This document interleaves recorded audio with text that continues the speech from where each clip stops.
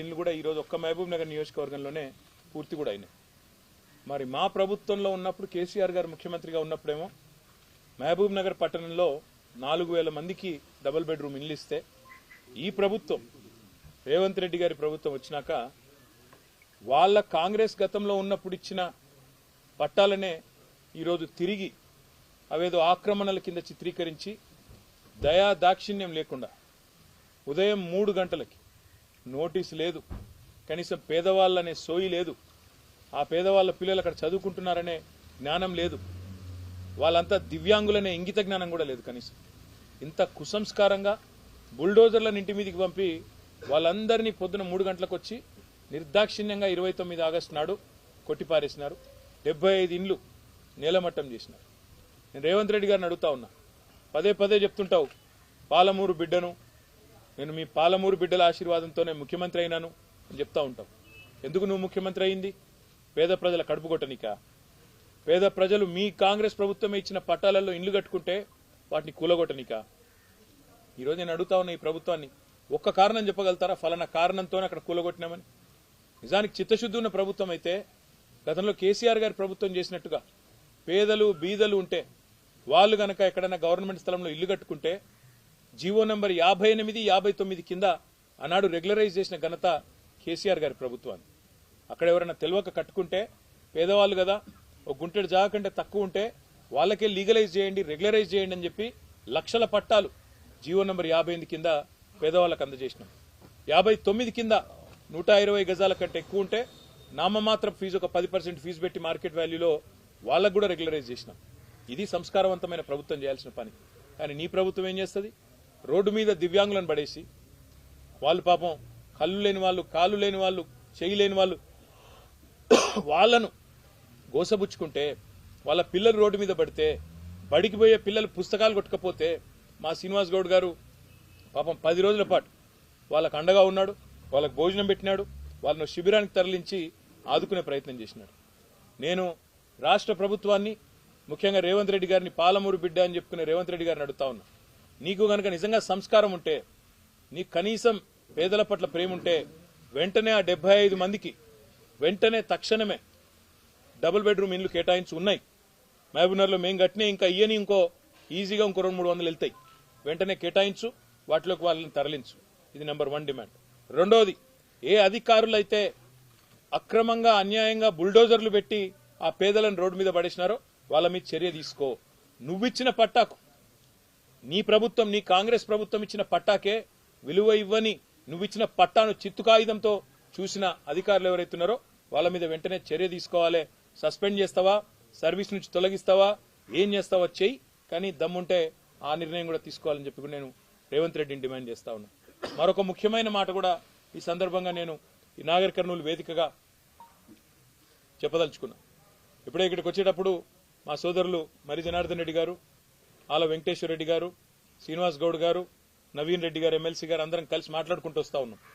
వస్తుంటే నేను అడిగిన, మరి ఏమైందన్నా, పాలమూరు రంగారెడ్డి ఎత్తిపోతల పథకం కేసీఆర్ గారు ఎంతో ప్రతిష్టాత్మకంగా ఈ వలసల జిల్లాగా పేరుపడ్డ పాలమూరును తప్పకుండా పచ్చగా చేయాలన్న ఉద్దేశంతో కేసీఆర్ గారు ఒకవైపు పెండింగ్ లో ఉన్న ప్రాజెక్టులన్నీ కూడా కల్వకుర్తి కావచ్చు, భీమా కావచ్చు, నెట్టెంపాడు కావచ్చు, వాటిని శరవేగంగా రన్నింగ్ ప్రాజెక్టులుగా మార్చి పూర్తి చేసి 8 లక్షల ఎకరాలకు నీళ్లిచ్చిన నాయకుడు కేసీఆర్ గారు ఒక పాలమూరు జిల్లాలో. మరి అట్లాంటి పాలమూరు శాశ్వతంగా ఒక ధాన్య భాండాగారం కావాలన్న ఉద్దేశంతో పాలమూరు రంగారెడ్డి ఎత్తిపోతల పథకాన్ని తీసుకున్న విషయం మీకు తెలుసు. అందులో రిజర్వాయర్లు అన్ని పూర్తయినాయి. వట్టెం కావచ్చు, కరివెన కావచ్చు, ఉద్దండాపూర్ కావచ్చు, ఏదుల కావచ్చు, అన్ని కూడా నార్లాపూర్ కావచ్చు, ఇవన్నీ కూడా పూర్తయిపోయినాయి. పూర్తి కావడమే కాకుండా కేసీఆర్ గారు ముఖ్యమంత్రిగా ఉన్నప్పుడే అందులో కొల్లాపూర్లోనే మరి నార్లాపూర్ దగ్గర అనుకుంటా ఒక పంపు కూడా ఆన్ చేసి ఆనాడు నీళ్లు కూడా వదలడం జరిగింది.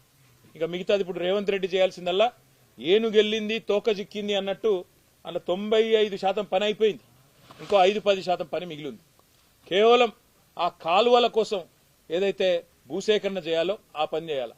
ఇప్పుడే వెంకటేశ్వర రెడ్డి గారు చెప్తా ఉండే నాకు, అన్న మన ప్రభుత్వం ఉన్నప్పుడే ఆ టెండర్ కూడా పిలిచినాము, ఈ దుర్మార్గులు వచ్చి అది కూడా రద్దు చేసినారు అని అన్న చెప్తా ఉండే మరి జనార్దన్ రెడ్డి గారు. అన్న మొత్తం ఈ ప్రాంతం అక్కడ కొల్లాపూర్ నుంచి మొదలు పెడితే మనకిక్కడ షాద్నగర్ అవతల జడ్చర్ల దాకా ఉద్దండపూర్ దాకా బ్రహ్మాండంగా అన్ని పనులు కూడా పూర్తి చేసి ఉన్నాం. వీళ్ళు చేయాల్సింది కేవలం 5-10% పని మాత్రమే మిగిలింది. చేసేస్తే నీళ్లు వచ్చేస్తాయనే ఒక ఆశతో జనార్దన్ రెడ్డి గారు చెప్తా ఉన్నారు. నేను రేవంత్ రెడ్డి గారిని డిమాండ్ చేస్తా ఉన్నా, మీరు 90-95% పనులు పూర్తయిన పాలమూరు రంగారెడ్డి ఎత్తిపోతల పథకాన్ని ఎందుకు పట్టించుకుంటలేవు? పూర్తి చేస్తే కేసీఆర్కి మంచి పేరు వస్తుందనా? పూర్తి చేస్తే కేసీఆర్ను ప్రతి నీటి చుక్కలో ప్రజలు తలుచుకుంటారనా? నీ బాధ ఏంది, నీ భయం ఏందని అడుగుతా ఉన్నా. మాట్లాడితే పాలమూరు బిడ్డ అని చెప్తావు, మరి పాలమూరు మీద ఎందుకు ప్రేమ లేదు?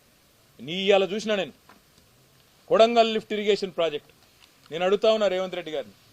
రేవంత్ రెడ్డి గారు నిజంగా పాలమూరు బిడ్డవే అయితే సమాధానం చెప్పు. మొన్ననే నల్లగొండ జిల్లా సుంకిశాల కాడ ప్రమాదం జరిగింది.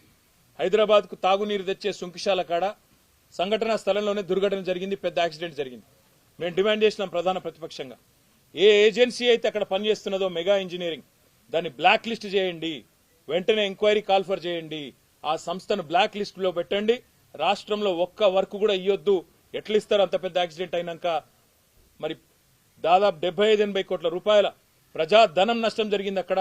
వెంటనే ఎంక్వైరీ చేసి అధికారుల మీద చర్యలు తీసుకొని వాళ్ళను బలిపశువులను చేయడం కాదు, ఆ సంస్థను బ్లాక్ లిస్ట్ చేయమని చెప్పి డిమాండ్ చేసినాం. కానీ ఇలా పొద్దున వార్త చూసినా నేను, నెల రోజుల కింద కూడా నేను చెప్పా ఈ మాట, మళ్ళా కూడా చెప్తా ఉన్నా. నెల రోజుల కిందనే వార్తలు వచ్చినాయి, కొడంగల్ లిఫ్ట్ ఇరిగేషన్ కూడా మెగా ఇంజనీరింగ్కే కట్టబెడతారు, వాళ్ళకే ఇస్తారు అని. మరి ఈరోజే పొద్దున వార్త వచ్చింది, కొడంగల్ లిఫ్ట్ ఇరిగేషన్ ప్రాజెక్టును దొంగలు కలిసి ఊర్లు పంచుకున్నట్టు 4350 కోట్ల రూపాయల ప్రాజెక్టు ముఖ్యమంత్రి సొంత నియోజకవర్గం. ఒక సంస్థ తన తప్పిదం వల్ల 75-80 కోట్ల రూపాయలు నష్టం జరిగే పని చేస్తే ఆ సంస్థను బ్లాక్ లిస్ట్ చేయాల్సింది పోయి ఈరోజు ఆ సంస్థకు తన సొంత కాన్స్టిట్యున్సీలోని పనిని సగం అప్పచెప్పిండు. ఇంకొక సగమేమో పొంగులేటి శ్రీనివాసరెడ్డి రాష్ట్రంలో మంత్రి, ఆయన సంస్థ రాఘవ కన్స్ట్రక్షన్ కు సగం. మరి ఇన్ని రోజులు రేవంత్ రెడ్డి గారు చెప్పిన మాటలు ఇదే, మెగా ఇంజనీరింగ్ గురించి, వీళ్ళ గురించి, కాంట్రాక్టర్ల గురించి చెప్పిన మాటలు, మరి అవన్నీ కూడా కల్లిబొల్లి మాటలన్న మాట ఇప్పటికన్నా ప్రజలకు అర్థమై ఉంటుందని నేను అనుకుంటా ఉన్నా. ఇన్ని రోజులు నోటికొచ్చినట్టు ఆంధ్ర కాంట్రాక్టర్లని, ఆంధ్ర వాళ్ళకి వర్కులు ఇస్తున్నాడు కేసీఆర్ అని ఇన్ని రోజులు చిల్లర మాటలు ఏదైతే మాట్లాడినావో రేవంత్ రెడ్డి, చెంపలేసుకొని క్షమాపణ చెప్పాల ప్రజలకి.